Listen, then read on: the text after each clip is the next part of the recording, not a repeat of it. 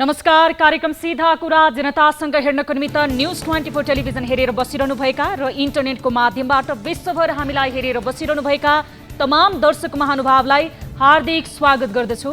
म सम्झना भुजेल। हाम्रा देशका नेताहरूको उपचारको नाममा राज्य कोषको दोहन हुनु कुनै नौलो कुरो होइन। नेताहरूको स्वास्थ्य उपचार खर्च राज्य कोषबाट दोहन नगरौं भन्दै दलहरू र नेताहरू मिलेर कानुन पनि बनाए। सरकारले नै 2074 सालमा ऐन बनाएर 2075 सालदेखि कानुनको रूपमा लागू गर्यो। तर कानुन नै बने पनि कहाँ रोकियो राज्य कोषको दोहन। कानुन बनाएर पनि गर्नुसम्म नाटक नै गरे। नेताहरूलाई मात्र होइन, नेताहरूको सन्तानदेखि आफ्ना प्रिय कार्यकर्ताहरूसम्मका लागि उपचार खर्चको व्यवस्था गरियो। 2062-63 देखि 2077-78 सम्म आइपुग्दा राज्य कोषको दोहन गर्दै उपचार खर्च र आर्थिक सहायताको नाममा यसरी रकम बाँडियो जुन खर्चले यो मुलुकमा 25 मेगावाट क्षमताको विद्युत परियोजना नै निर्माण हुन सक्थ्यो। तर सरकारी ढुकुटी स्वाहा। यसबीचमा सरकारले उपचार खर्चको नाममा राज्य कोषको ढुकुटीबाट स्वाहा पारेको रकम मात्र 3 खर्ब बढी छ। अहिले फेरि आएर एमालेका वरिष्ठ नेता एवं पूर्व प्रधानमन्त्री झलनाथ खनालको उपचार खर्चलाई लिएर देशभित्र बहस छेडिएको छ। अरूले पाउने झलनाथ खनालले नपाउने भन्ने हुँदैन होला।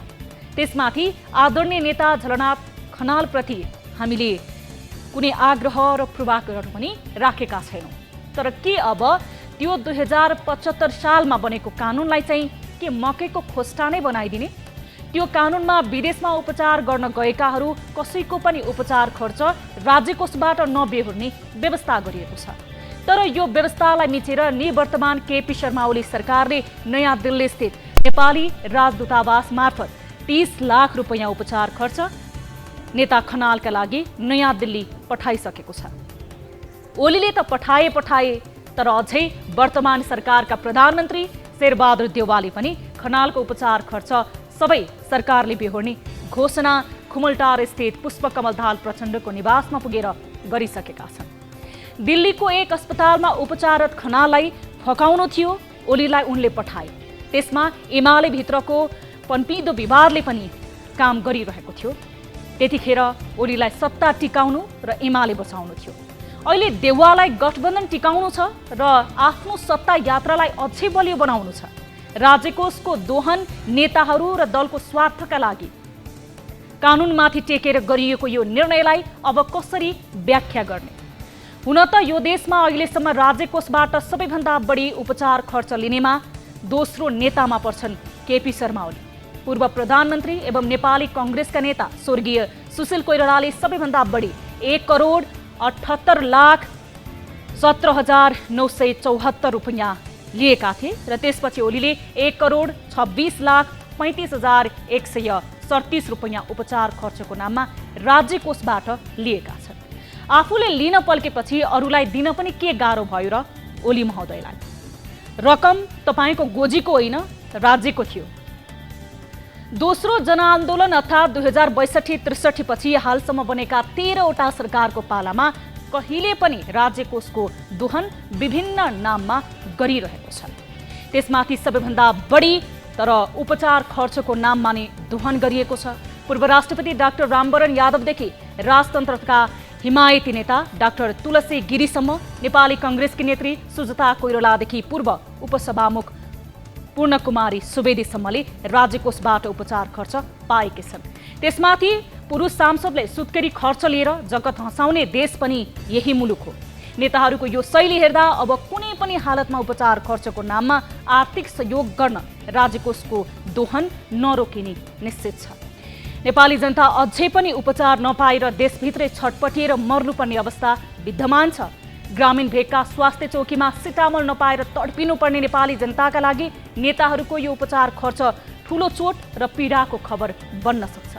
कानुन मिच्नु कुनै आइतबार नपर्खने नेताहरूका लागि अहिले गाउँठाउँका गरिब नेपाली जनताभन्दा झलनाथ खनालको महत्त्व निश्चय नै बढी होला। तर सिंहदरबारमा बसेर शासन गर्ने र डडेलधुराको एउटा गाउँमा सुन्तला खेतीमा रमाउने जनताको हैसियत नेपाली नागरिकको रूपमा बराबरी कहिले हुने हो खै? यस्तै छ नेपाली राजनीतिको कथा। उता जापानको टोकियोमा भने अर्कै कथा कोरिँदैछ। चर्चा नेकपा एमालेका नेताहरूकै छ कि उनीहरूका धर्मपत्नीहरूको। एमालेका प्रभावशाली नेता वामदेव गौतमकी धर्मपत्नी कुमारी तुलसी थापा भोलि शुक्रबारदेखि जापानको टोकियोमा सुरु हुने ओलम्पिक खेलमा सहभागी हुन पुगेकी छिन्, त्यो पनि जुडो खेलको म्यानेजर बनेर। जुडोको न नेम न त खेलको चुरोकुरो नै बुझेकी उनलाई जापान लान उकासेर लास्टै चाकडी गर्न खोज्नेहरूले फर्केर आएपछि त जवाफ देलान् नि, किनभने ओलम्पिकमा देशको प्रतिनिधित्व हुन्छ, दलको होइन। नेकपा एमालेका सांसद एवं काठमाडौँका नेता जीवनराम श्रेष्ठ राजनीतिक पहुँचको आधारमा नेपाल ओलम्पिक कमिटीका अध्यक्ष बनेपछि यही ओलम्पिक कमिटी एमालेको भातृ सङ्गठनभन्दा माथि उठ्न सकेको छैन, जसको प्रतिफल टोकियो ओलम्पिकमा पनि देखियो, जहाँ 5 खेलाडी पुग्दा 21 जना पदाधिकारी सरकारी भत्ता र सुविधा सहित ओलम्पिक हेर्न भन्दा पनि जापान घुमेर फर्कने अवसर पाएर गएका छन्। यो देशको दरिद्र राजनीति र कानुनको उपहास चरम नमुना हुने, तर जनता जिम्मेवार बन्नुपर्ने अवस्था रहेको छ। आउनुहोस् सुरु गरौँ जनताको चासो गुनासो र प्रश्न सहितको विशेष कार्यक्रम सीधा कुरा जनतासँग।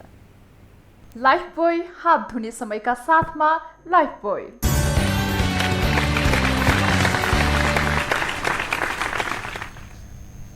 स्वागत छ दर्शक महानुभाव कार्यक्रम सीधा कुरा जनतासँगमा। आजको श्रृङ्खलामा पनि हामीले विभिन्न महत्त्वपूर्ण विषयवस्तुलाई समावेश गरेका छौँ। आज पहिलो विषयवस्तुको रूपमा हामीले प्रस्तुत गर्दैछौँ एक स्थलगत रूपमा तयार पारिएको विशेष रिपोर्ट। कोरोना कहर अहिले पनि जारी रहेको छ। स्वदेशमा रोजगारीको अवसर नपाएर आफ्नो परिवार र जिम्मेवारी वहन गर्दै युवाहरू विदेश जान बाध्य छन्, तर अहिलेसम्म सबै युवाहरूले कोरोना विरुद्धको खोप लगाउन पाइरहेका छैनन्। देश संघीयतामा गएको लामो समय भइसक्यो, करिब 4 वर्ष बढी संघीयताको अभ्यास अहिले सिक्ने क्रम जारी नै छ होला, तर 3 तहको सरकार भएको यो मुलुकमा एउटा खोप लगाउनको लागि एउटा युवा विकट जिल्लाबाट काठमाडौँसम्मको यात्रा तय गर्नुपर्ने अवस्था रहेको छ, तर त्यसमा पनि समयमा उसले खोप पाउने अवसर पाउँदैन। फेरि खोप नपाएर निराश बनेर ऊ गाउँ नै फर्कनुपर्ने अवस्था रहेको छ। धेरैको भिसाको अवधि सकिएको छ। खाडी मुलुक लगायत विभिन्न देशमा जाने आम नेपालीहरू रहेका छन्, जसले कोरोना विरुद्धको खोप लगाएर मात्र ती देशहरूमा जानको लागि अनुमति पाउने गरेका छन्। तर अहिले नेपालमा एक त खोपको मौजात नै कम हुनु र खोप ल्याउने प्रोसेसमै सरकार रहिरहेको कारणले गर्दाखेरि वैदेशिक रोजगारीमा जाने सिलसिलामा एउटा खोपको लागि बिहानदेखि लाइन बस्नुपर्ने बाध्यता र त्यो खोपको पनि सहज वितरण हुन नसक्दाखेरि विभिन्न समस्या भोगिरहेका र दात्री निकायले दिएको खोप र आम नागरिकले निशुल्क रूपमा पाउने खोपको पनि एउटा प्रमाणीकरण गरेको खोप लगाएको प्रमाणीकरण गरेको कागज बनाइदिँदा 300 रुपियाँसम्म शुल्क असुल्ने गरेको छ सरकारले।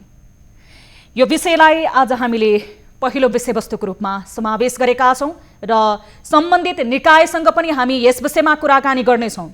डाक्टर रोशन पोखरेल जो सचिव हुनुहुन्छ स्वास्थ्य तथा जनसङ्ख्या मन्त्रालयका, उहाँसँग पनि हामी यस विषयमा कुराकानी गर्नेछौँ र अन्य सम्बन्धित निकायसँग पनि कुराकानी गर्नेछौँ। यस अलावा हामीसँग अर्को रिपोर्ट रहेको छ नेपाल वायु सेवा निगम, जो यस्तो संस्थान हो नेपाल सरकारको स्वामित्वमा हुँदाहुँदै त्यहाँ भएका विभिन्न गतिविधिले गर्दा भ्रष्टाचार र अनियमितताको अखडा बन्न पुग्यो। कर्मचारीको नियतमाथि प्रश्न उठाइयो, त्यहाँको नेतृत्व तहलाई प्रश्न उठाइयो, तर अहिले घाटामा गएको यतिका समय भइसके पछाडि यो संस्थानलाई निजीकरण गर्ने विषयलाई लिएर त्यहाँका कर्मचारी निरन्तर आन्दोलित छन्। न सम्बन्धित निकायले त्यहाँका नेतृत्वमा बसेका र सरकारी पक्षले उनीहरूलाई बुझाउन सकेको छ, न त कर्मचारीको यो आन्दोलन धरना नै रोकिएको छ। टाँट पल्टिएको नेपाल वायु सेवा निगमको यो विवादलाई पनि आजको कार्यक्रममा हामीले समावेश गरेका छौँ र सम्बन्धित व्यक्ति र संस्थाका प्रतिनिधिसँग कुराकानी गर्नेछौँ। यस अलावा हामीसँग अर्को एउटा विशेष रिपोर्ट रहेको छ रौतहटबाट, जहाँ आफ्ताब आलम नेपाली कङ्ग्रेसका सभासद समेत रहेका थिए। ती नेताले इँटा भट्टामा मजदुरहरूलाई जिउँदै हालेर आगो लगाइएको एउटा घटनामा उनी अहिले जेलमा छन्। तर नेपाली कांग्रेसका संसदीय दलका नेता शेरबहादुर देउवा प्रधानमन्त्री हुने बित्तिकै रौतहटमा दीपावली मनाइयो र विभिन्न किसिमको आकलन गरिएको छ। यस्तो जघन्य अपराध गर्ने व्यक्ति पार्टीकै आडमा भनौँ प्रधानमन्त्रीकै आशीर्वादमा छुट्ने त होइनन् र परिवारलाई पनि यति बेला विभिन्न किसिमको संशय पैदा भइरहेको छ, उपशंका पैदा भएको छ। र त्यो परिवार जसले आफ्नो छोरा गुमाएका छन्, आफ्नो परिवार गुमाएका छन्, ती व्यक्तिमा एक किसिमको डर अहिले देखिएको छ। यो स्थलगत रूपमा हाम्रा टिभी जर्नलिस्टले पठाएको रिपोर्ट पनि आजको कार्यक्रममा हामी समावेश गर्नेछौँ। यसबाहेक अन्य विविध विषयहरू पनि हामीसँग रहेका छन् र कार्यक्रम अवधिभर तपाईहरू कुनै पनि समस्यामा हुनुहुन्छ र कुनै पनि गुनासो रहेको छ भने हामीलाई प्रत्यक्ष रूपमा हाम्रो टोल फ्री नम्बरमा सम्पर्क गर्न सक्नुहुनेछ भने देश तथा विदेशमा हुनुहुन्छ र इन्टरनेटको पहुँचमा हुनुहुन्छ भने इन्टरनेट मार्फत पनि हामीसँग सम्पर्क गर्न सक्नुहुनेछ। कार्यक्रमको सुरुवात गरौँ ताली र गालीबाट। यसअघि हामीले उठाएको विषय थियो नेपाल एयरलाइन्सलाई कम्पनी मोडलमा लैजाने एयरलाइन्स व्यवस्थापन पक्षको नीति कस्तो लाग्यो? ठीक हो भन्नेले तालीमा र ठीक होइन भन्नेले गालीमा भोट गर्न सक्नुहुनेछ भन्ने प्रश्नमा 39.8% अर्थात् 513 जनाले तालीमा र 60.2% अर्थात् 776 जनाले गालीमा आफ्नो अमूल्य मत जाहेर गर्नुभएको छ। दर्शक महानुभाव, यो मतलाई आधार मान्दा नेपाल एयरलाइन्सलाई कम्पनी मोडलमा लैजाने व्यवस्थापनको नीतिमाथि बढीले प्रश्न उठाएका छन्। त्यसैले यसबारे निगमले थप प्रश्न पार्न पनि आवश्यक देखिएको छ। यही विषयलाई पनि आजको रिपोर्टमा हामीले समावेश गर्नेछौँ भनेर मैले जानकारी गराइसकेको छु। अब ताली र गालीको लागि आजको विषय रहेको छ। नेकपा एमालेका अध्यक्ष केपी शर्मा ओलीले बाटो बिराएकाहरूलाई आम माफी दिएको भन्दै माधव कुमार नेपाल लगायतकालाई पार्टीमा फर्कन गरेको आह्वान कस्तो लाग्यो? ठीक हो भन्नेले तालीमा र ठीक होइन भन्नेले गालीमा भोट गर्न सक्नुहुनेछ। हाम्रो पात्रोको एप्लिकेसन मार्फत भोटिङ सुरु हुन्छ अबबाट। तपाईले आफ्नो अमूल्य विचार र प्रतिक्रिया आम जनसरोकारको विषय र सार्वजनिक महत्त्व राख्ने विषयमा प्रतिक्रिया जनाउन सक्नुहुनेछ। हाम्रो पात्र एप्लिकेसन तपाईहरूले मोबाइलमा प्ले स्टोरमा गएर डाउनलोड गर्न सक्नुहुनेछ र ताली वा गालीमा आफ्नो विचार प्रकट गर्न सक्नुहुनेछ। यहाँहरूको ध्यान आकर्षण गराउन चाहन्छु पहिलो विषयवस्तुतर्फ। कहाँ छैन लाइन? सबभन्दा विचित्रको लाइन त शुक्रबार ट्रपिकल तथा सरुवा रोग अस्पताल टेकुमा पुग्दा देखिन्छ। वैदेशिक रोजगारीमा जान चाहनेहरूका लागि रोजगारदाता मुलुकहरूले कोरोना विरुद्धको खोप अनिवार्य लगाएको हुनुपर्ने प्रावधान राखेपछि टेकुमा देशभरका युवाहरूको तातिने लागेको छ। लाइन लागेर ठूलो शास्ति पनि खेप्दा खोप भने पाएका छैनन् र खोप लगाउनको लागि मात्र होइन, क्युआर कोड सहितको खोप प्रमाणपत्र भएकालाई मात्र रोजगारीको अनुमति दिने भनेपछि साउदी अरेबिया र कतारले क्युआर कोड अनिवार्य गरेपछि त्यही कोड लिन फेरि थपियो टेकुमा भिड। क्युआर कोड नलिएकाहरूले कतार प्रवेश गर्न अनिवार्य क्वारेन्टाइनमा बस्नुपर्ने प्रावधान छ। यसरी क्वारेन्टाइनमा बस्दा 3,200 रियालसम्म तिर्नुपर्छ, जसको नेपालमा अनुमानित रकम 1 लाख खर्च हुन सक्छ। कमाउन जाँदा पहिला नै गुमाउनु पर्ने अवस्था आएपछि ऋणमाथि ऋण त थपिने भयो। वैदेशिक रोजगारीमा जान चाहने मजदुर तथा श्रमिकहरू लाइनमा लाग्नु नै पर्ने यो अवस्था रहेको छ। तर लाइनको शास्ति देख्नेहरूले कोरोनाको लागि उर्वर अवसर मात्र देखेनन्, कुन हदसम्मको शास्ति नेपाली जनताले खेपिरहेका छन् भन्ने छर्लङ्ग पनि भएको छ। देश संघीयतामा गएर यही संघीयता संस्थागत हुने प्रयासमा छ। तर एउटा खोप लगाउनको लागि जुम्लादेखि ताप्लेजुङदेखि देशका विभिन्न जिल्ला सप्तरीदेखि र कञ्चनपुरदेखि त्यहाँका युवाहरू काठमाडौँ धाउनु पर्ने बाध्यताले संघीयताको अर्थ र मर्मलाई पनि प्रश्न चिन्ह खडा गरेको छ। रातको 12 बजेदेखि नै लाइनमा बस्नेहरूलाई भतभती मन पनि पोलिएको छ। यो संघीयतालाई देखेर सरकारको खोप लगाउन सरकारले अहिले गरेको व्यवस्थापनलाई देखेर। 1 डोज मात्र लगाउँदा हुने अमेरिकी कम्पनी जोन्सन एन्ड जोन्सन कम्पनीले उत्पादन गरेको जोन्सन खोप लगाएका उनीहरूलाई क्युआर कोडको व्यवस्था नेपालमा नभए पनि रोजगारदाता मुलुकले स्वीकार्ने गरी एउटा लिखित प्रमाणपत्र चाहिँ उपलब्ध गराइन्छ, जसको प्रति व्यक्ति 300 रुपैयाँ लिएको छ। हजारौंले लिए यो प्रमाण पनि, जसबापत करोडौं राजस्व सरकारको ढुकुटीमा जम्मा भएको छ। उपहार स्वरूप पाएको खोप लगाएको निशानाका लागि रोजगारी खोज्दै भौतारिरहेका युवाहरूले भने यहाँ पनि रकम नै तिर्नु परेको छ। हेरौँ यो विशेष रिपोर्ट। यहाँ भित्रबाट लाइनबाट घुसिरहेछ के, बिहान आएको यहाँ यत्रो लाइन भएर हामी भोकै बसिरहेछौँ, भित्रबाट घुसिरहेछ। भोलि फ्लाइट छ, उनीहरू यहीँ लाइनमा बसिरहेछन्, हुने हो कि त्यही पनि टुङ्गो छैन। अब यत्रो लाइन छ, खाना नखाइकन बसिरहेछ मान्छे। बिहान 6 बजेदेखि हामी आएका, बिहान 6 बजेदेखि हामी यहीँ बसिया होइन। 3 काउन्टर खुल्यो भने त छिटो छिटो हुन्थ्यो। 3 जना त्यहाँ बसेपछि मान्छे र एउटा काउन्टरले एउटा व्यक्तिले कतिजनालाई हेर्ने फेरि। संघीयताको मर्ममाथि संघीय सरकारको उपहास। कोरोना कालमा पनि नेपाली युवाहरूलाई सुख छैन। गाउँघरमा उपाय नदेखेपछि उनीहरूको गन्तव्य खाडी नै हो। तर यो कोरोना महामारीमा खाडी मुलुक जान पनि कहाँ सजिलो छ र? रोजगारदाता मुलुकले कोरोना विरुद्धको खोप अनिवार्य गरेपछि खोप लगाउन देशभरका युवाहरू काठमाडौँ धुइरिए। कोरोना विरुद्ध खोप किन्न जुरुमुराइरहेका स्थानीय तह र प्रदेश सरकारहरूको प्रयासको अपमान गर्दै संघीय सरकारले वैदेशिक रोजगारीमा जान चाहने युवाहरूलाई खोप लगाउन काठमाडौँमा नै बोलायो र दियो अमेरिकाबाट उपहार स्वरूप आएको जोन्सन एन्ड जोन्सन कम्पनीको खोप। जोन्सन एन्ड जोन्सन कम्पनीको बारेमा निकै ढिक्का टिप्पणी भइरहे पनि दायाँ बायाँ नसुनी लगाए युवाहरूले खोप पनि। तर उनीहरूलाई आफ्नै प्रदेश या पायक पर्ने स्थानीय तहमा खोपको व्यवस्था गरिदिएको भए यो शास्ति त भोग्नु नपर्ने थियो। स्थानीय सरकारलाई चाहिँ समन्वय गरेर यति ल अब चाहिँ यो काठमाडौँ नै जानु पर्दैन, श्रमिकहरूलाई चाहिँ आफ्नै जिल्लामा दिने भन्ने कमसेकम एउटा सूचना पनि कहीँबाट पाइएन। अब त आउँछ कि नै भनेर जिल्लामा सोद्धाखेरि आयो भने पाउनुहुन्छ, आएको छैन, केही सूचना नै छैन भन्न चाहिँ अब जिल्लाले भनेपछि हामी पनि धोरमोर भएर उहाँबाट म हिजो बिहान गाडीमा आएर हिजो राति बेलुका आएको। इन्जेक्सन पाइयो, हामी त्यसमा खुसी छौँ। लापरवाहीको आधारमा चाहिँ व्यवस्था लगाइदिनु भएको छ। सबैले पाइएछ खोप पनि। अब सबै पाइने भयो, तर यो चाहिँ बिमारको हिसाबले चाहिँ यो चाहिँ अलि व्यवस्थित भएन कि। टेकुमा लाग्यो रातारात लाइन।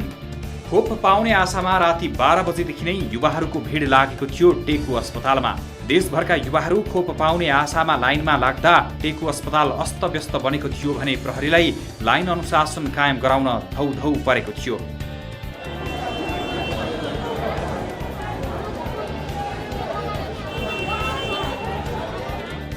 रोजगारदाता मुलुकहरूले गरे कोरोना विरुद्धको खोप अनिवार्य। रोजगारदाता प्रमुख गन्तव्य मुलुकहरूले खोपको व्यवस्था गरिएको देशबाट मात्रै कामदार मगाउने नीति लिएपछि सरकारले जोन्सन एन्ड जोन्सन कम्पनीले उत्पादन गरेको जोन्सन खोप वैदेशिक रोजगारीमा जान चाहने कामदारलाई उपलब्ध गराएको थियो। खोप लगाएको 14 दिनपछि विदेश जान पाइने अधिकारीहरूले बताएका छन्। त्यसमाथि खाडीका देशहरूले QR कोड सहितको खोप प्रमाणपत्र भएकाहरूलाई मात्रै मान्यता दिने नीति लिएपछि कोरोना विरुद्धको खोप लगाएको प्रमाणपत्र लिनका लागि पनि टेकुमा अनियन्त्रित भिड लाग्न पुग्यो। खोप पैसा नलिएर राजस्व उठाएको हो क्या हाम्रो लागि चाहिँ। मलाई चाहिँ यस्तो लाग्छ, अब आफ्नो विचार हो, तर यस्तै लाग्छ मलाई त। नभए त्यस्तो गर्नु नपर्ने हो नि त सरकारले। पहिला कहिले पनि थिएन हाम्रो यस्तोमा, भइकन राजस्व नै उठाएको हो हाम्रो। हजुर 300 रुपियाँ ल हेर्नु, त्यो पनि लाइन बसेर हेर्नु। अब लिनुपर्ने हो जस्तो त लाग्दैन। अब हामीले भ्याक्सिन फ्रीमा लगाएको छौँ होइन। अब यो खासमा पैसा लिनु नपर्ने हो, तर किन लियो हामीलाई पनि अन्यमै पैसा तिरेर आइरहेको छ। खोप लगाएको निशानी कार्डको 300 रुपियाँ। स्वास्थ्य सेवा विभाग अन्तर्गत खोप शाखाले हाल जारी गरिएको खोप सम्बन्धी कार्डमा QR कोड प्रणाली नराखेपछि रोजगारदाता मुलुकहरूलाई विश्वास दिलाउने गरी अर्को कार्ड उपलब्ध गराइएको छ। जुन कार्डको प्रति व्यक्ति 300 रुपियाँ कामदारबाट लिएपछि यो कार्यको पनि तीव्र आलोचना भएको छ। भेरिफिकेसन हामीले पहिल्यैदेखि धेरै वर्षदेखि भेरिफिकेसन गर्दै आएको यो समितिले तोकेको चार्जेस हो। अब यो अहिले त्यही परम्परा अनुसार नै चलिरहेको कुरा हो। यसमा हामीले बढाउने काम चाहिँ हामी आएर गरेका छैनौँ। पहिला नै तिर्नुपर्ने रकमै हो त्यो। धेरै वर्ष पहिला हाम्रो यहाँ समिति थियो, समितिले नै त्यो चार्जले चाहिँ त्यो म्यानेज गरेको कुरा हो।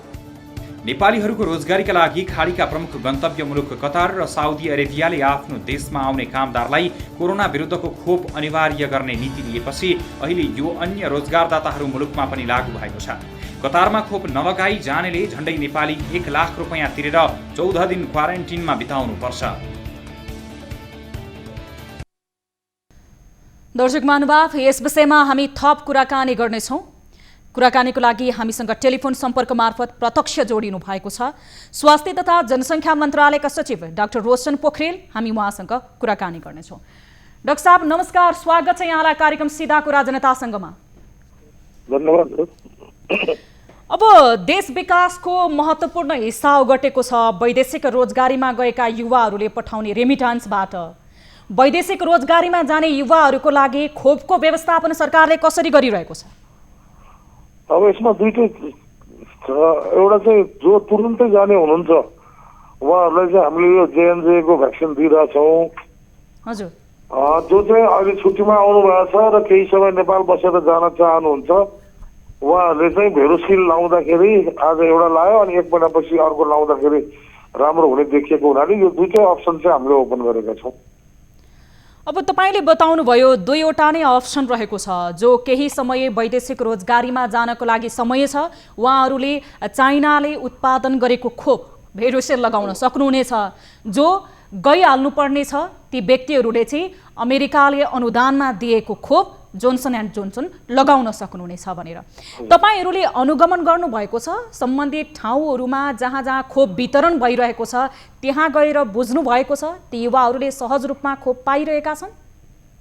यो चाहिँ सेन्ट्रल गभर्मेन्टको त रोल छँदैछ, तर खोप चाहिँ हामीले स्थानीय तहबाटै जिल्लाले लगाइरहेको हुनाले जिल्ला समन्वय समितिले नै पनि हेर्नु पर्यो र हामीले पनि सम्बन्धित ठाउँमा हेर्दैछौँ।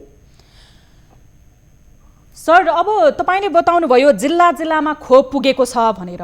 हामी रिपोर्टिङको लागि शुक्रबार ट्रपिकल अस्पतालमा पुगेका थियौँ जहाँको चाप देख्दाखेरि अस्पतालका प्रतिनिधिले बताउनु भएको छ कि हामी त दिनमा 5-6 हजारको यो लाइनलाई म्यानेज गर्न सकेनौँ, सरकारले राम्रोसँग व्यवस्थापन गरिदिएको भए हुन्थ्यो भनेर तपाईँले बताउनु भयो कि स्थानीय तहलाईसम्म हामीले खोप दिएका छौँ, उहाँहरूले जहाँ सहज पर्छ त्यहीँनिर खोप लगाउन सक्नुहुन्छ भनेर।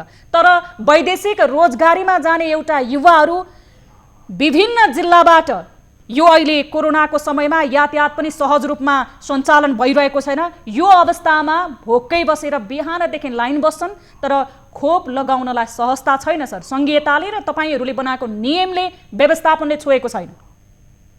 हजुर, यसमा अब खोप लाउन जाने व्यक्तिहरू जो जरुरी छ त्योभन्दा अन्य व्यक्तिहरू उमेर समूहका बाहेकका पनि गइदिनु भएर अलिकति भिड बढेको छ। त्यही भएर यसलाई म्यानेजमेन्ट गर्न हामीले भोलि फेरि बन्द भएको ठाउँ जस्तै APF अस्पतालमा पनि खोल्दैछौँ। त्यहाँ 10वटा सेन्टर राखेर 3000सम्मलाई आउने व्यवस्था हामी गर्दैछौँ। त्यहाँ शुक्रबार ट्रपिकलमा भिड हुनुको कारण चाहिँ त्यो भेरिफिकेसन कार्ड बनाउने र खोप पनि लाउने 2 थरीका युवाहरू जम्मा भएर भएको हो। अब भेरिफिकेसन कार्ड चाहिँ हामी भोलिबाट 4वटा ठाउँमा बनाउँछौँ। 4वटा कुन ठाउँमा तपाईँहरूले सेवा विस्तार गर्दै हुनुहुन्छ? भेरिफिकेसनको चाहिँ हामीले सिभिल हस्पिटल, पाटन हस्पिटल र APF हस्पिटलमा भेरिफिकेसन गर्ने व्यवस्था मिलाउँदैछौँ। अब तपाईँ विषयवस्तुमा आउनुभयो सर, भेरिफिकेसनको लागि भनेर शुक्रबार ट्रपिकलमा लाइन लागेको हो, त्यो भिड चाप बढेको हो भनेर। अब यसलाई पनि हामीले मान्यौँ। तपाईँले बताउनु भयो नि स्थानीय स्तरमा हामीले खोप लगाउनको लागि भनेर समन्वयन गरिरहेका छौँ, स्थानीय तहमा नै खोप पाइन्छ भनेर। अनि तपाईँहरूको म्यासेज किन त्यो वर्गसम्म पुग्न सकेन सर? अहिले हामीले स्थानीय तहमा सबैमा गएको छैन। पहिले यो 3, 4 र 5 नम्बर प्रदेशमा मात्रै हामीले यो 50 वर्षभन्दा माथि र 55 वर्षभन्दा माथिको खोप पठाएका छौँ। आज खोप आएको हुनाले आजको खोप चाहिँ 1 नम्बर र 2 नम्बर प्रदेशमा पनि गएको छ र 55 वर्षभन्दा माथिकोले त्यो पनि लाउनुहुन्छ र सँगसँगै भेरोसिल 50 देखि 54 वर्षकोले लाउनुहुन्छ। अब यो भेरिफिकेसनको लागि एउटा युवाले 300 रुपैयाँ शुल्क तिर्नुपर्ने रहेछ। ती युवाहरूको आक्रोश के थियो भने हामी स्थलगत रूपमा रिपोर्टिङ गर्न जाँदाखेरि उहाँहरूले बताउनु भएको थियो दात्री निकायले खोप दियो, सरकारले खोप ल्याएर हामीलाई पनि लगाउन अवसर प्रदान गर्यो, त्यसको लागि सरकारलाई धन्यवाद। तर यो 300 रुपियाँ शुल्क चाहिँ बढी लियो भनेर उहाँहरूले बताउनु भएको छ। शुल्क समायोजनतर्फ तपाईँहरूको ध्यान गएको छ? अब शुल्क हामी समायोजन गर्ने पक्षमै छौँ। भोलि हामी एउटा छलफल गरेर शुल्कलाई के गर्न सकिन्छ हामी हेर्छौँ। कहिले हुन्छ त सर? भोलि यो त अहिलेसम्म धेरै युवाहरू भिसाको टाइम सकिसक्यो, खोप लगाउन पाएका छैनन्, व्यवस्थापन गर्न सकिएको छैन। तपाईँले भनेको जस्तो होइन, लगाएकोलाई पनि जस दिनुहोस् न, सरकारले ल्याएर वो वर्गलाई जगाइदिनु भएको छ। खोप हामीसँग जम्मा 15 लाख आएको हो JNJ को। भेरोसिलको कतिपय देशमा उहाँहरूले मिल्दैन भन्नुभएको छ। त्यो सरकारले प्रयत्न नगरेको भन्दा पनि यही खोप हामीले उहाँहरूलाई प्राथमिकतामा राखेरै दिएको हो नि। सर, सरकारको प्रशंसा गर्नलाई हामी कहिले पनि चुकेका छैनौँ। नपरोस् भनेर अलिकति व्यवस्थित हामी गर्न सकेका छैनौँ, त्यसलाई हामी गर्दै जाँदैछौँ। म्यानेज बिस्तारै हुँदै जान्छ? हजुर बिस्तारै खोपको उपलब्धता हुँदै गएपछि सहजता पनि त होला नि हजुर। अहिले त त्यहाँ तपाईँको हेर्न जानु भने सबै वर्गका मानिस पुगेका छन्, विदेश जाने मात्रै छैनन्। उमेर त्यसैको लागि त सरकारको उपस्थिति खोजेको हो त सर। त्यसैको लागि व्यवस्थापन खोइ भनेर हाम्रो प्रश्न पनि यसैमा हो। खोप आयो, सरकारलाई धन्यवाद त्यसको लागि, ती युवाहरूले भनेका छन्। तर खोप लगाउन आउँदाखेरिको शास्ति, तपाईँहरूले भनेअनुसारको त्यो सूचना त्यो वर्गसम्म नपुग्नु, वितरण प्रणालीमा देखिएको कमजोरीलाई त स्वीकार्नुहुन्छ नि? होइन, वितरण प्रणालीमा कमजोरी छैन भनेर मैले भनेकै छैन। त्यसलाई हामी व्यवस्थित गर्ने पक्षमा छौँ हजुर। किन यो यति इमर्जेन्सी भयो कि सबैलाई चाहिएको छ, सबै एकै ठाउँमा छन्, हामीसँग ठाउँ धेरै छैन, जिल्लाले राम्रोसँग समन्वय गर्न सकिरहेको छैन। अब केन्द्रले त्यसलाई हेरेर त्यही समन्वय गर्ने हामी प्रयासमा छौँ। अब जस्तो साउदी अरेबिया, कतार लगायत केही खाडी मुलुक जुन नेपाली युवाहरूको पछिल्लो रोजगारीको गन्तव्य मुलुक बनेको छ, ती देशहरूले खोप लगाएर आउँदाखेरि क्युआर कोड पनि लिएर आउनुपर्ने भनेर अनिवार्य रूपमा भनेका छन्। त्यसको प्रबन्ध चाहिँ कसरी मिलाउँछ अब सरकारले? खोप लिएर आउँदा टिकट भन्दा पनि उहाँहरूको भिसाको कार्ड भयो र टिकटको डेट सुनिश्चितता भयो भने हामी त्यही आधारमा प्राथमिकताको आधारमा लगाइन्छ भने हो। सर, क्युआर कोड यदि लिएर आउनु भएन भने तपाईँहरू 1 महिनासम्म क्वारेन्टिनमा बस्नुपर्छ भनेर उहाँहरूलाई सम्बन्धित कम्पनीले भनेको, मेन पावरले भनेको गुनासो गर्दै हुनुहुन्थ्यो। अनि त्यहाँ गएर उहाँहरू आफ्नै खर्चमा कुनै होटलमा बस्दाखेरि एउटा युवा वैदेशिक रोजगारीमा आफ्नो जिम्मेवारी वहन गर्नको लागि उल्टै ऋण धन गरेर जान्छ। त्यस पछाडि त्यहाँ गएर 1 महिना उसले क्वारेन्टिनमा बस्नु पर्दाखेरि त्यो समय अवधिमा नै खर्च हुन्छ नि। यसलाई म्यानेज गर्नको लागि के तपाईँहरूले कार्यक्रम ल्याउने अथवा यसको लागि कुनै प्राविधिक केही व्यवस्थापन गर्ने सोचिरहनु भएको छ? हामीले यो क्युआर कोड चाहिँ हामीलाई कन्ट्रीको रूपबाट अफिसियली आएको छैन, खोप कार्ड मात्रै हुन्छ भन्ने हामीले बुझेका छौँ। अब अफिसियली चाहिँ कन्ट्रीले क्युआर कोड चाहिन्छ, त्यसकै आधारमा जानुपर्छ भन्यो भने सरकारले त्यो पनि व्यवस्था गर्छ। हस्, समय र जानकारीको लागि यहाँलाई धेरै धेरै धन्यवाद। धन्यवाद। यति बेला हामीसँग जोडिनु भएको थियो स्वास्थ्य तथा जनसङ्ख्या मन्त्रालयका सचिव डाक्टर रोशन पोखरेल। वैदेशिक रोजगारीमा जाने धेरै युवाहरू अहिले खोपको प्रतीक्षामा रहेका छन् र खोप सम्बन्धित स्थानीय तहहरूमा नपुग्दा एउटा खोप लिनको लागि काठमाडौँ नै धाउनुपर्ने बाध्यतामा रहेका छन्। यद्यपि हामीलाई सचिवज्यूले बताएअनुसार सरकारले यो व्यवस्थापन बिस्तारै गर्दै जानेछ भनेर प्रतिबद्धता पनि दिनुभएको छ। अब लागौँ अर्को विषयतर्फ। 2015 साल असार 17 गतेदेखि यो देशको आकाशमा पनि ध्वजावाहक विमानले उडान थाल्यो। साई नेपाल वायुसेवा निगमको नामले सुरु भएको यो उडानले धेरै आरोह अवरोहहरू पनि पार गरे। हाल नेपाल वायुसेवा निगमको नामले उडान भरिरहेको यसले अहिले उडान कम विवाद भने बढी बोक्न थालेको छ। एक समय नाफामा गएर आफ्नै विमान संख्या 13वटासम्म पुर्याएको निगमले अहिलेको अवस्था भन्नुपर्दा दयनीय अवस्था छ। विक्रमसम्म 2044-45 मा 5.43 करोड अमेरिकी डलरको कारोबार गरेको निगमले 1.7 करोड अमेरिकी डलरको नाफा कमाएको थियो। 2200 कर्मचारीलाई रोजगार प्रदान गरेको निगम देशकै सबैभन्दा ठूलो रोजगारदाता संस्थाको रूपमा पनि चिनिन्छ। विदेशी मुद्रा कमाउने सबैभन्दा ठूलो संस्था पनि हो। निगमले करिब 1.5 करोड डलर विदेशबाट भित्रिआएको थियो। निगमको कुल यात्रुमध्ये 75% विदेशी थिए। तर अहिले अवस्था यो रहेन। नेपाल वायुसेवा निगम निरन्तर घाटामा गइरहेको छ। निगममाथि अहिले ऋणको भार मात्र 47 अर्बभन्दा माथि छ।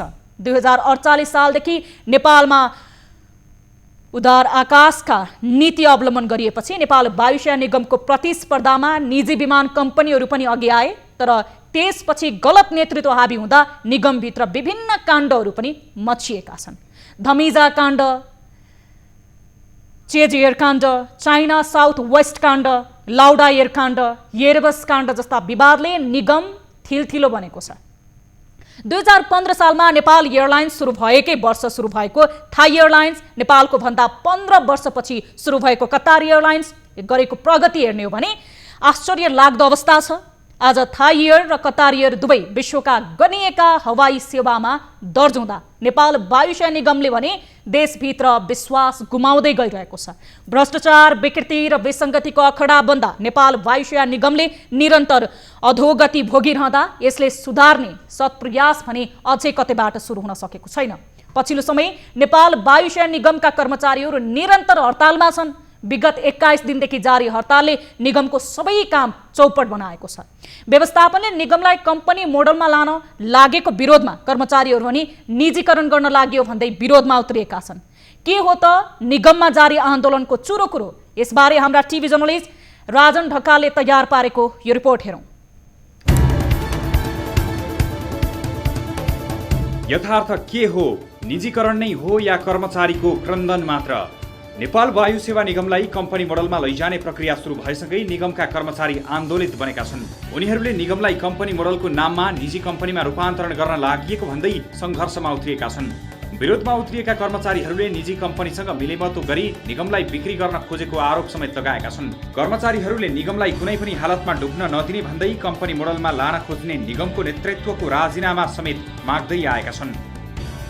आन्दोलनले क्षति भन्दाखेरि पनि जुन उहाँहरूले चाहिँ ग्रान्ड डिजाइनले एउटा चाहिँ प्रबन्ध पत्र र नियमावली ल्याएको छ त्यसबाट चाहिँ संस्था नै नरहने गरिकन आएको हुनाले हाम्रो आन्दोलन गरेको हो।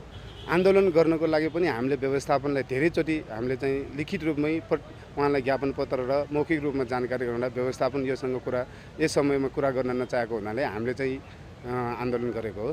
आन्दोलन गर्दा त निश्चय पनि आन्दोलन जति लम्बियो निश्चय पनि संस्थालाई घाटा हो कुरा हामी पनि बुझ्छौँ। यो घाटा भन्दा पनि उहाँहरूको नियोजित तरिका उहाँहरूको सफल भयो भने संस्था नै नरहने हुन्छ भन्ने चाहिँ हाम्रो ठमाइले गर्दा आन्दोलन गरेको हो। आन्दोलन जारी छ, सुनवाई कतैबाट छैन। प्रधानमन्त्री केपी शर्मा ओली नेतृत्वको निवर्तमान सरकारले बजेटमा घोषणा गरे अनुसार नेपाल वायु सेवा निगमलाई कम्पनी मोडलमा रूपान्तरण गर्न सकिने सम्भावनाबारे निगम नेतृत्वले अध्ययन सुरु गरिसकेको छ। यसका लागि निगमले प्रबन्ध पत्र र नियमावलीको मस्यौदा तयार गरेर सरकारलाई बुझाइसकेको छ। तर यसैको विरोधमा अर्थात् निगमलाई कम्पनी मोडलमा सञ्चालन गर्ने तयारी विरुद्ध कर्मचारीले गरेको आन्दोलन बिहिबार 21 दिन पुगिसकेको छ। दलाल व्यवसायीहरूको चाहिँ आँखा गाडिएको छ यो संस्थामा र यिनीहरूले यो संस्था बन्द गराउँदैछन् भन्ने उद्देश्यका साथ, त्यो बुझाइका साथ हामीले आन्दोलन जारी राखेका छौँ। यो प्रबन्ध पत्र फिर्ता नभएसम्म बिना शर्त कुनै पनि प्रतिशतका कुराहरू आएका छन्, यति प्रतिशत उति प्रतिशत भनेर बिना शर्त यो प्रबन्ध पत्र फिर्ता भएर राज्यको पूर्ण सरकारी स्वामित्वमा यो संस्था चलाउने प्रतिबद्धता नआउन्जेलसम्म हाम्रो आन्दोलन निरन्तर रहनेछ। निगम 47 अर्ब रुपैयाँ बढी ऋणमा। निगमको व्यवस्थापन पक्षले भने सरकारको बहुमत सेयर कायम रहने गरी र निगमको राष्ट्रिय ध्वजवाहकको हैसियत कायम रहने गरी कम्पनी मोडलमा मात्र लैजान खोजिएको प्रश्न पार्दै आएको छ।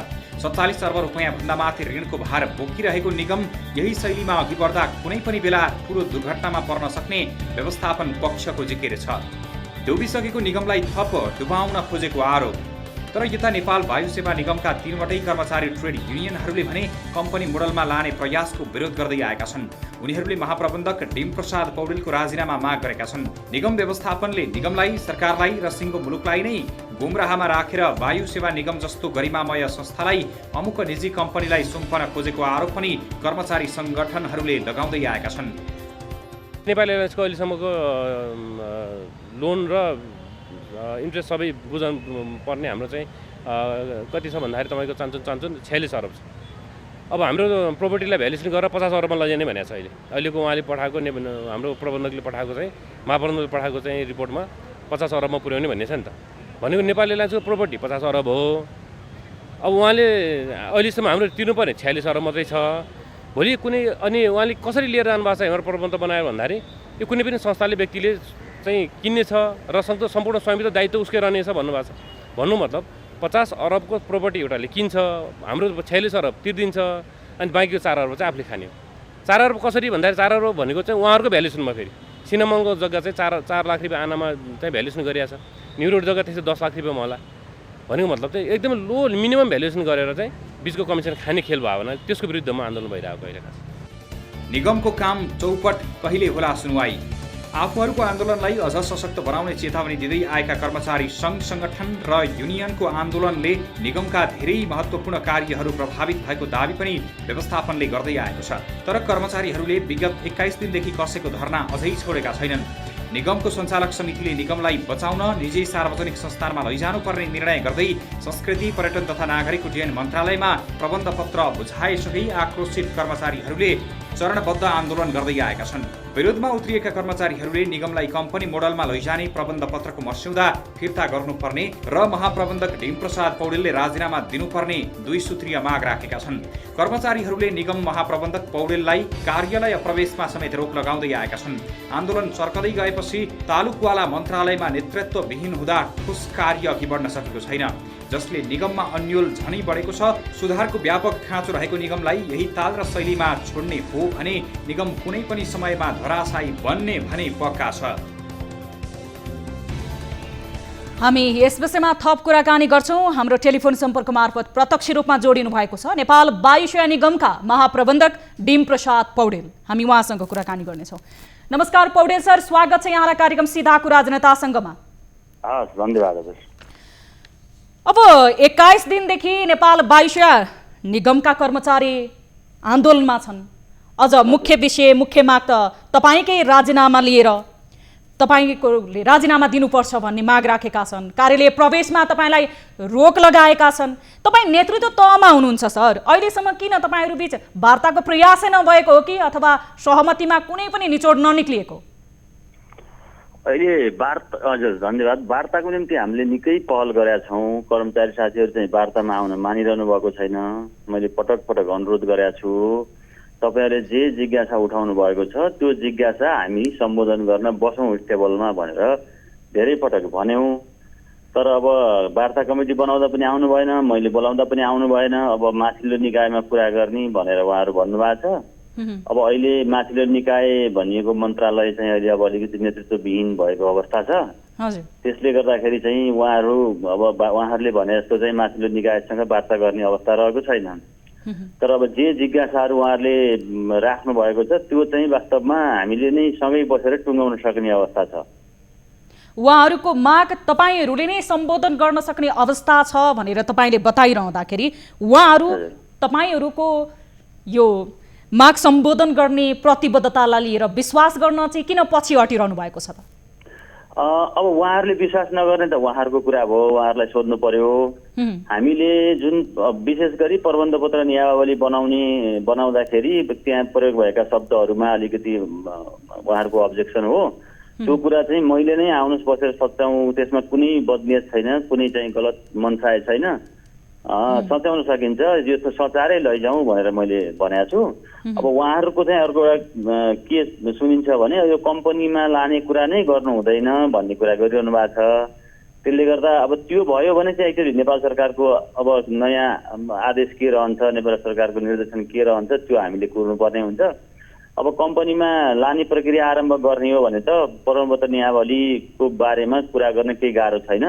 त्यसै पनि यो प्रबन्धपत्र नियमावली फाइनल गर्नलाई कम्तीमा 1-1.5 वर्ष समय लाग्छ। त्यो बिचमा हामीले जति पनि डिस्कसन गर्न सक्छौँ। मूल कुरो भनेको अहिले हाम्रो निगमको सम्पत्ति कति छ, नेपाल सरकारले कति लगानी गर्न सक्छ भन्ने कुरा यकिन गर्नको निम्ति अब डिडिए गर्नुपर्ने हो। त्यो काम रोकिएको छ, त्यो काम पनि अगाडि बढाउन सकिन्थ्यो। अब वार्ता बिना त यो कुनै पनि कुरा सम्भव छ जस्तो लाग्दैन। अब मेरो राजीनामा मागेर मैले उहाँहरूलाई राजीनामा दिने, मैले उहाँहरूको राजीनामा माग्ने हो भने उहाँहरूले मलाई दिने कि नदिने, अब यो धेरै कुराहरू छ यसमा। त्यता जाँदाखेरि धेरै लामो बाटो हुनसक्छ। नेतृत्व असक्षम भएको पनि हुनसक्छ भन्ने पनि होला सर? नेतृत्व असक्षम पनि मान्न सकिन्छ। नेतृत्व असक्षम बनाउनु त धेरै कुराहरू हुन्छन्। अब वार्तामा नआइदिइसकेपछि, अराजकता सिर्जना गरिसकेपछि अब त्यो अराजकताको बीचबाट कसरी समाधान निकाल्ने भन्ने कुरा केही समय लाग्न सक्छ। अब यो सार्वजनिक सम्पत्ति हो, यो कसैको आफ्नो व्यक्तिगत सम्पत्ति होइन। त्यसले गर्दाखेरि यो कसैको पैतृक सम्पत्ति झैँ गरेर चाहिँ यसलाई हिनामिना पार्ने अधिकार न नेतृत्वलाई छ न कर्मचारीलाई छ, कसैलाई पनि रहँदैन। अब यस्तै हुँदै गयो, अरू केही दिन लम्बियो भने त नेपाल सरकारले यसमा केही न केही ठोस निर्णय लिन्छ होला र निगम बचाउने जोगाउने नै हो भन्ने हो भने त अब यो तालले यसरी चाहिँ संवादहीनताको स्थितिबाट चाहिँ यो अगाडि बढ्न सक्दैन। तपाईँले नै हार खाइसक्नु भएको रहेछ जवाफ सुन्दाखेरि त। अब निगम बचाउने हो भने उहाँहरू आन्दोलनमै बसिरहने, धर्नै गरिरहने, मैले राजीनामा दिने, उहाँहरूको राजीनामा माग्नेमा मात्र समस्या समाधान हुँदैन भनेर। अब सर डिम सर थोरै सुनिदिनुहोस्। जस्तो तपाईँहरूले यो नेपाल सरकारले प्रक्रियागत रूपमा ल्याउन खोजेको यो निर्णय नेतृत्व तहले गरेको सल्लाह सुझावको आधारमै ल्याउन खोजेको होला, तर उहाँहरूले अब्जेक्सन जनाउने अथवा उहाँहरूले पारदर्शी रूपमा नठानेको बुदाहरू कुन कुन हुन् र त्यो चाहिँ नेपाल वायुसेना निगमको तपाईँहरूको नेतृत्व तहको सल्लाह र सरकारले प्रक्रियागत निर्णयको रूपमा कसरी लिएर आएको थियो त छलफलै नगरी? यसो भयो, यसमा उहाँहरूसँग छलफल गर्न बाँकी छ। मैले अघि नै भने नि यो प्रबन्धपत्र नियावली फाइनल गर्न त कम्तीमा 1.5 वर्ष लाग्छ, कम्तीमा 1.5 वर्ष लाग्छ। अहिले तुरुन्तै भइहाल्ने विषय होइन यो प्रक्रिया। भनौँ न हिजो हामीले अरू कम्पनीहरूको पनि हेऱ्यौँ भनेदेखि 6-7 वर्ष लाएर यो कम्पनीमा परिणत गर्ने प्रक्रिया कम्प्लिट भएका छन्। अब यहाँ के भने सुरुमै उहाँहरूले शङ्का गरिदिनु भयो, यसो होइन भन्दाखेरि मैले उहाँहरूले आउने बित्तिकै पहिलो दिनै भनेको छु यो हुँदैन, यो निजीकरण होइन, यसरी गर्ने हामीले खोजेको पनि होइन भनेर हामीले पटक पटक भनेका छौँ। अब मैले उहाँहरूलाई शङ्का लागेको शब्दहरू कहाँ कहाँ छन् आउनुहोस् बसेर हटाउँ, त्यही कुरा हामीले चाहिँ मन्त्रालय लिएर जाउँ अथवा त्यसलाई त्यहीँ रोकौँ भनेर भनेको भनेको छु। यो बिचमा अलिकति राजनीतिक नेतृत्वमा परिवर्तन भएको कारणले पनि उहाँहरूलाई चाहिँ अन्यलता भएको हुनसक्छ। अब बिचमा के छ भने अब अहिले भइरहेको निगमको नेतृत्व चाहिँ परिवर्तन गर्न चाहने केही मान्छेहरू पनि हुन सक्लान्। अब त्यो कारणले पनि अलिकति चाहिँ समय व्यतीत भएको हुनसक्छ। नत्र नेतृत्व यस विषयमा कमिटेड छ। नेपाल सरकारको निर्देशन आज कम्पनीमा लाने हुँदाखेरि कम्पनीमा लाने हो, नलाने भन्ने हो भनेदेखि फेरि नलाने भनेर ब्याक हुन सकिन्छ। यसमा नेतृत्वको कुनै रिजर्भेसन छैन। भनेपछि नेतृत्व पूर्ण रूपमा आफ्नो ठाउँबाट गर्ने काम गरिरहेको छ। नेतृत्वको कोहीसँग त्यस्तो अथवा कम्पनीलाई वायुसेना निगमलाई निजीकरण गर्ने उद्देश्य अथवा नेतृत्वलाई फाइदा हुने त्यस्तो कुनै पनि कुरामा संलग्न छैन भनेर तपाईँले बताउनु भयो। तर एक्ज्याक्टली छैन। नेतृत्वले आज लानै पर्छ भनेर पनि भनेको छैन। मात्रै कहिलेकाहीँ मैले मेरो सार्वजनिक धारणा के गरेको भने कम्पनी मोडलमा लानु गलत हो भन्ने कुरा मैले मान्न सक्दिनँ। त्यो चाहिँ मेरो आइडियोलोजी नै त्यही हो। अहिलेको अवस्थाबाट सार्वजनिक संस्थानहरू जसरी चाहिँ धराशायी हुँदै गएका छन् यसलाई चाहिँ एउटा स्ट्राटेजिक पार्टनर ल्याउँ, हामीसँग नभएको स्किल हामीले इम्पोर्ट गर्न चाहिँ ल्याउन सकिन्छ र हामीसँग भएको जुन राष्ट्रिय ध्वजावाहकदेखि लिएर जुन हाम्रा प्रिभिलेज छन् त्यसलाई पनि एउटा चाहिँ फ्युजन गर्न सकियो भनेदेखि नेपाल वायुसेना निगमलाई एउटा राम्रो चाहिँ टर्निङ पोइन्ट हुनसक्छ यो भनेर मैले बहस गरेको हो। तर त्यसमा मैले गरिरहेको बहस गलत हो भनेर नेपाल सरकारले भन्छ भने त्यसमा मैले ठिकै गरेको पनि भन्नेवाला छैन। मेरो आफ्नो ओपिनियन मेरो मसँग रहला, तर मैले नेपाल सरकारको चाहिँ एज अ प्रतिनिधि त्यहाँ हुँदाखेरि मैले नेपाल सरकारको निर्देशनभन्दा बाहिर जान सक्ने कुरा हुँदैन। अब तपाईँले बताइसक्नुभयो कम्पनी अब प्राइभेट रूपमा जान्छ अथवा यसलाई निजीकरणै भएर सञ्चालन हुन्छ भने नि त्यसमा नराम्रो छैन भन्ने तपाईँको धारणा रह्यो। तर ती कर्मचारीहरू 21 दिनदेखि आन्दोलनमा छन्। कर्मचारीहरू बताइरहेका छन् कि कम्पनी निजीकरण भयो भने यसले समस्या ल्याउन सक्छ, यसमा चाहिँ ठुलो सेटिङ चलेको छ। तपाईँले कतिपय कुरा बताइ पनि सक्नुभयो। स्थायी यति बेला मन्त्रालयकोमा मन्त्री हुनुहुन्न, तपाईँहरूभन्दा माथि उच्च पदमा यति बेला सरकार परिवर्तन भएको अवस्था रहेको छ र राजनीतिक बाछिटाहरू पनि लागेको हो भनेर। अनि कम्पनीमा तपाईँले यसरी बताइरहँदाखेरि यति धेरै प्रतिबद्धता दिइरहँदाखेरि सर कर्मचारीले नबुझेको चुरो कुरो चाहिँ कुन पोइन्टमा हो त? अब उहाँहरूलाई के लागेको छ नि निजीकरण भइसक्यो गइसक्यो भन्ने लागेको छ। अब म त के लाग्छ भने उहाँहरू आन्दोलन गरेर अगाडि बढिसक्नुभयो, अब ब्याक हुनलाई पनि अप्ठ्यारो अवस्थामा पुग्नुभयो उहाँहरू। अब मैले के भनेको छु भने यो निजीकरण होइन, जुन प्रबन्धपत्र नियावली छ त्यसलाई कहाँनिर गएर रोक्नु पर्यो, कहाँनिर के संशोधन गर्नु पर्यो, आउनुहोस् बसौँ संशोधन गरौँ भनेको छु। अब संशोधन गर्नतिर मसँग आएर उच्च व्यवस्थापनसँग बसेर चाहिँ सरसल्लाह गरेर त्यो समाधानको उपाय खोज्ने हो कि सडकमै गइरहने अनि महाप्रबन्धकको राजीनामा मागिरहने हो त? तपाईँलाई अहिले चित्त दुखाइ अथवा असन्तुष्टि तपाईँको राजीनामा मागेको विषयमा पनि रहेको छ।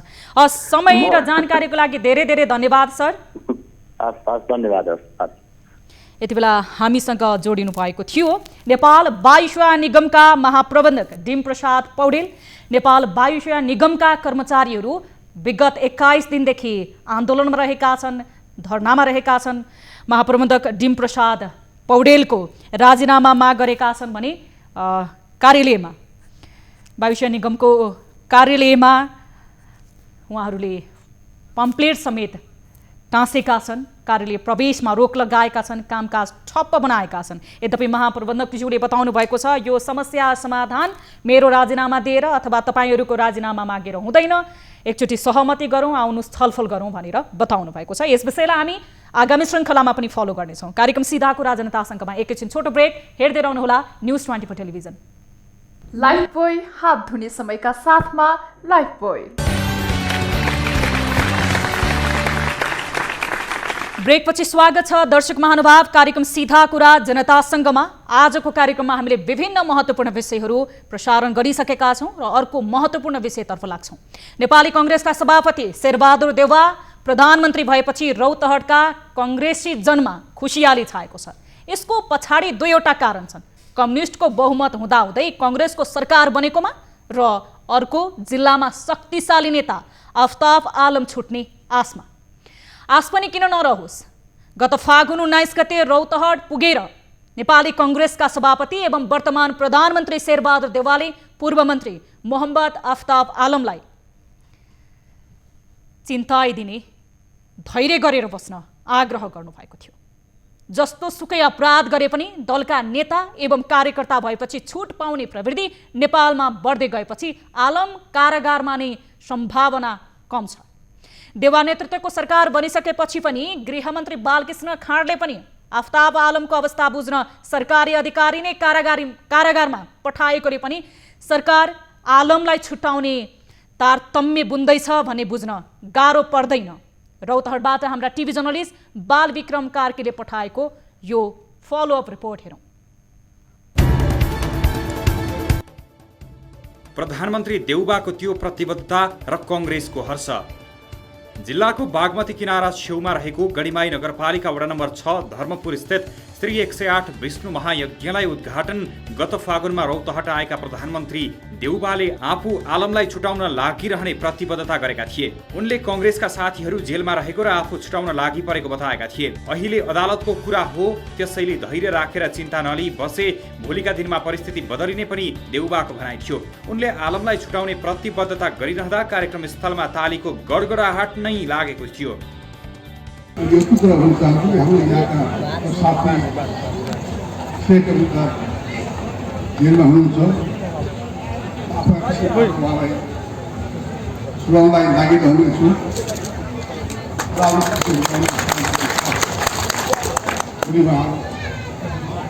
हुनेछ। अहिले अदालतको कुरा हो, धेरै राखेर उहाँले तुलना गरेर भोलिका दिनमा परिस्थिति बदल्न सकिन्छ। कङ्ग्रेसका सबै नेता भन्छन् आफ्ताब निर्दोष।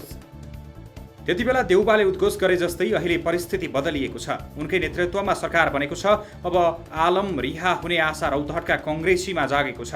त्यति मात्र नभई रौतहटमा आउने हरेक केन्द्रीय स्तरका नेताहरू आफूहरूले आलम निर्दोष रहेको, कम्युनिस्टहरूले झुटो मुद्दा लगाएर फसाएको भन्दै उनलाई छुटाउन आफूहरू लागिरहने बताउँदै आएका छन्। एउटा मुद्दामा अनेकौँ त्यो गरेर त्यसरी चाहिँ उहाँलाई एउटा मुद्दामा उहाँ चाहिँ जेल जीवन बिताइरहनु भएको छ।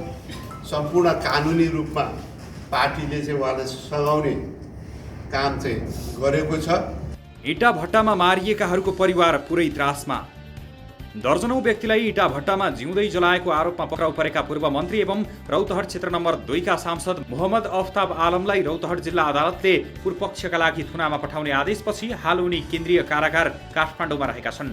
पहिलो संविधान सभा निर्वाचनको अघिल्लो दिन विक्रम सम्वत 2064 चैत 27 गते राति अहिलेको राजपुर नगरपालिकाको फरदवा गाउँमा नेपाली कङ्ग्रेसका नेता शेख इन्द्रिसको घरमा निर्वाचनलाई लक्षित गरेर बम बनाउँदै गर्दा बम विस्फोट हुँदा घाइते भएकाहरूलाई उपचार गर्नुको सट्टा जिउँदै इँटा भट्टामा जलाएको आरोप आलममाथि लागेको छ। आलम गत प्रतिनिधि सभाको निर्वाचनमा रौतहट क्षेत्र नम्बर 2 बाट 18,333 मत ल्याएर विजयी भएका थिए। सो विस्फोटनमा परेर ज्यान गुमाएका सरुवाठाका 24 वर्षका त्रिलोक प्रताप सिंहका 80 वर्षीय बाबु श्रीनारायण सिंह देउबा प्रधानमन्त्री हुने बित्तिकै आलममा शुभचिन्तकहरूले अब आलम चाँडै रिहा हुने, त्यसपछि जे पनि हुन सक्ने भन्दै धम्की दिने गरेको भन्दै चिन्ता व्यक्त गरेका छन्। शेरबहादुर देउबा प्रधानमन्त्री भयो। यहाँ यस जिल्लामा धरमपुर एउटा गाउँ छ, त्यो गाउँमा विष्णु महायागमा उहाँ आउनुभएको थियो। त्यसैमा उहाँले भन्नुभएको थियो कि म केही कसर बाँकी राख्दैन, त्यसलाई छुटाउँछु।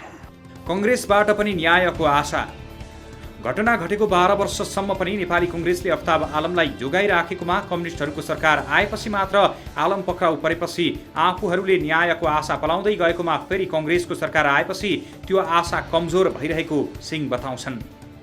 न्याय त अब कानुन अब प्रधानमन्त्रीको खल्तीमा छ। अब पहिला 12 वर्षदेखि पनि त्यस्तै थियो। अब केही दिन उज्यालो भयो, कानुनको आशा पलाएको थियो। अब फेरि मलाई अन्ध्यारो जस्तो लाग्छ। अब कानुन नेपालमा छ कि छैन, प्रधानमन्त्रीको खल्तीको कुरो हो। अदालत त प्रधानमन्त्रीको खल्तीमा छ। सो घटनामा सांसद आलमको संलग्नता रहेको र विस्फोटनमा परेर घाइते परेका 23 जनालाई आलमले इँटा भट्टामा जिउँदै जलाएर मारेको अभियोगमा किटानी जाहेरी परेको थियो। सो विस्फोटनमा परेर सरुवाठाका 24 वर्षका त्रिलोक प्रताप सिंह र 22 वर्षका ओसी अख्तरको मृत्यु भएको थियो। घटना लगत्तै त्रिलोक प्रताप सिंहका बाबु श्रीनारायण सिंह र ओसी अख्तरकी आमा रोक्साना खातुनले सांसद मोहम्मद अफ्ताब आलम सहित महताब आलम, मोबिन आलम, शेख भदै र शेख सरोज विरुद्ध किटानी जाहेरी दिएका थिए। तर अनुसन्धानको नाममा अदालत र प्रहरीले वर्षौं टाल्दा ओझेलमा परिसकेको यो मुद्दाले 12 वर्षपछि कारबाहीको चरणमा प्रवेश पाएको थियो।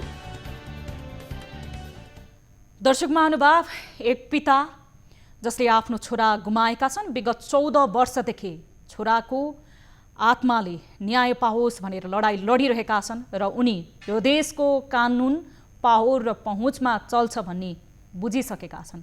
धेरै कानुन नबुझ्लान्, तर व्यवहार त देखिएको यो देशका पार्टीगत पहुँचगत व्यक्तिहरूको व्यवहारले।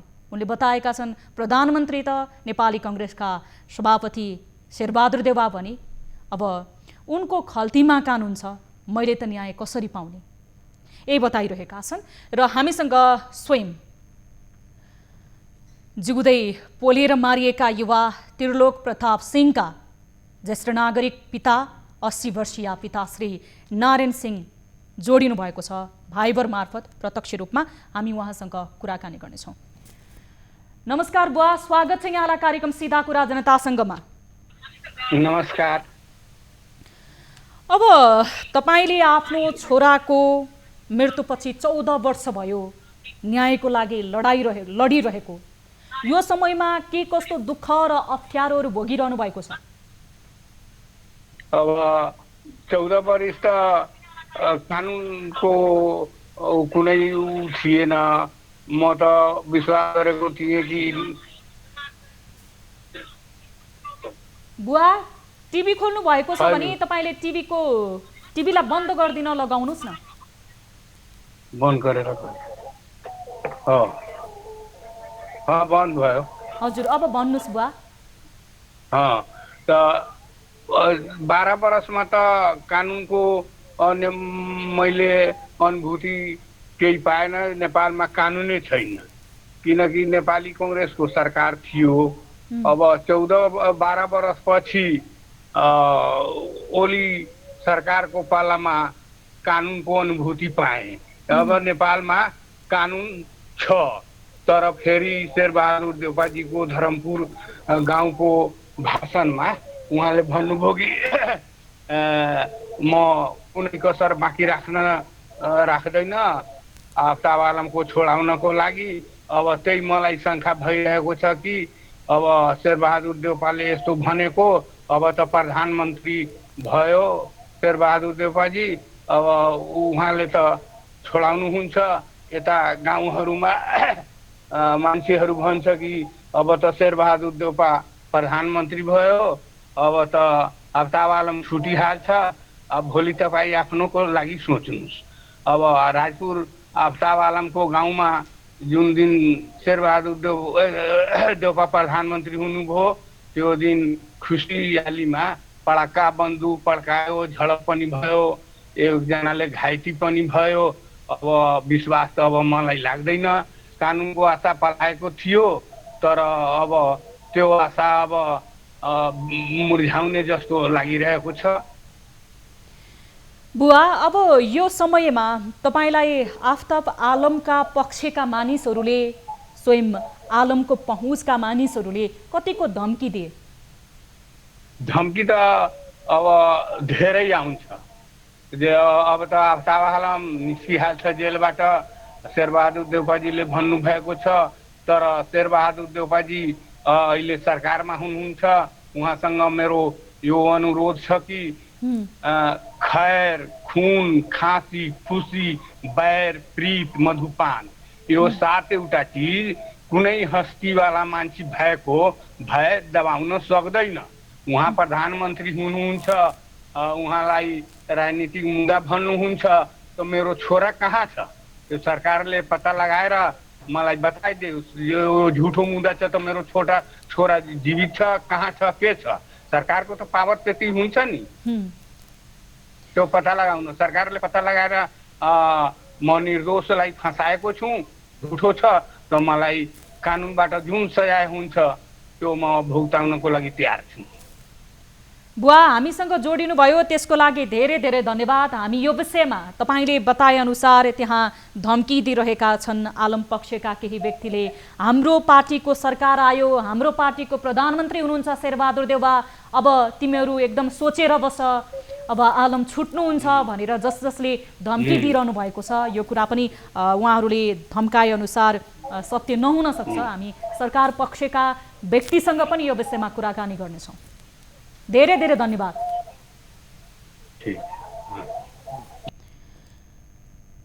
यति बेला हामीसँग जोडिनु भएको थियो श्री नारायण सिंह, जो इटाभट्टामा आजभन्दा 14 वर्ष अगाडि नेपाली काङ्ग्रेसका सभासद, नेता र मन्त्रीको पदसम्म खाइसकेका आफ्ताब आलमले जिउँदै जलाएर मारेको भनेर पारिवारिक स्रोतले आरोप लगाएको छ र 14 वर्षदेखि कानुनी लडाई लडिरहेको छ र सरकारसँग पनि अनुरोध गरेका छन्। अहिले आलम पार्टीकै, जो आलम सहभागी भएको नेपाली काङ्ग्रेसको सरकार छ र काङ्ग्रेसका प्रधानमन्त्री छन्, यदि मेरो छोरा जिउँदो छन् भने, म झुटो आरोप लगाएको छु भने मेरो छोरालाई खोजेर ल्याइदिनुहोस्, यति त सरकारले गर्न सक्छ नि, होइन भने तपाईहरूले मलाई न्याय दिनुहोस् भनेर उहाँले बताइरहनु भएको छ र उहाँलाई आलम पक्षका केही व्यक्तिले धम्काएको पनि बताउनु भएको छ। यति बेला पनि हामीसँग कोही दर्शक आफ्नो समस्यासहित जोडिनु भएको छ, हामी उहाँसँग कुराकानी गर्नेछौँ। नमस्कार, कहाँबाट को बोल्दै हुनुहुन्छ?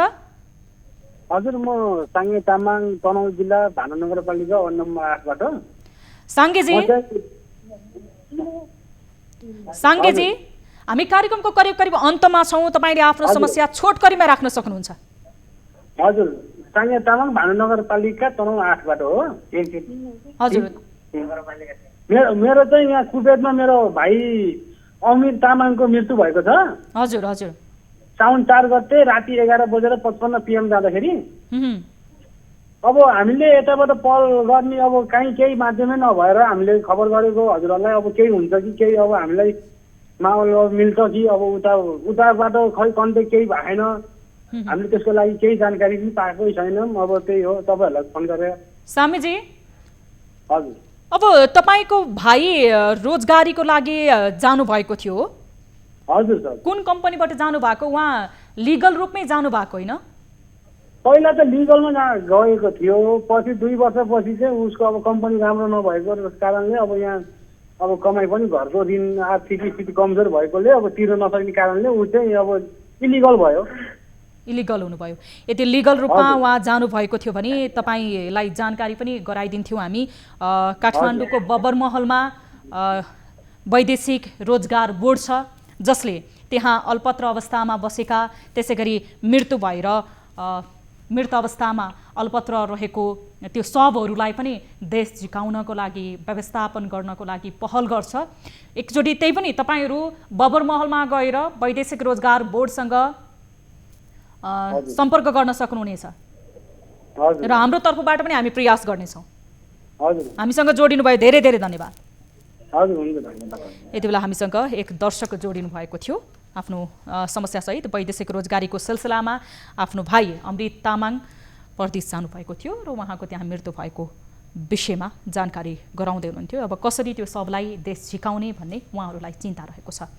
कार्यक्रम सीधा कुरा जनतासँगको निर्धारित समय सकिएको छ। थप न्युजका लागि हाम्रो वेबसाइट www.news20nepal.com हेर्न नभुल्नुहोला। र तपाईहरू कुनै पनि समस्यामा हुनुहुन्छ र तपाईहरूले कुनै पनि गुनासो गर्न चाहनुहुन्छ सम्बन्धित निकायलाई भने हामी सम्बन्धित निकायको निरन्तर ध्यान आकर्षण गराइरहेका छौँ र तपाईहरूको समस्यालाई प्राथमिकताको साथ उठान गरिरहेका छौँ। कार्यक्रममा हाम्रो टोल फ्री नम्बर रहेको छ, जुन नम्बरमा फोन गर्दा तपाईँहरूको पैसा लाग्दैन। 1660 011 24 24 98 015 5 7 24 24 र त्यसै गरी 98 84 011 037 मा कल गर्न सक्नुहुनेछ। देश तथा विदेशमा हुनुहुन्छ र इन्टरनेटको पहुँचमा हुनुहुन्छ भने भाइबर, व्हाट्सएप र यसै गरी हाम्रो अफिसियल फेसबुक पेज र युट्युबबाट पनि आफ्नो समस्या र गुनासो लिएर हामीसँग जोडिन सक्नुहुनेछ। कार्यक्रम सीधा कुरा जनतासँगबाट म सम्झना भुजेल बिदा माग्दछु। हेर्दै रहनुहोला न्युज 24 टेलिभिजन। हामी निरन्तर न्युजमा छौँ। नमस्ते।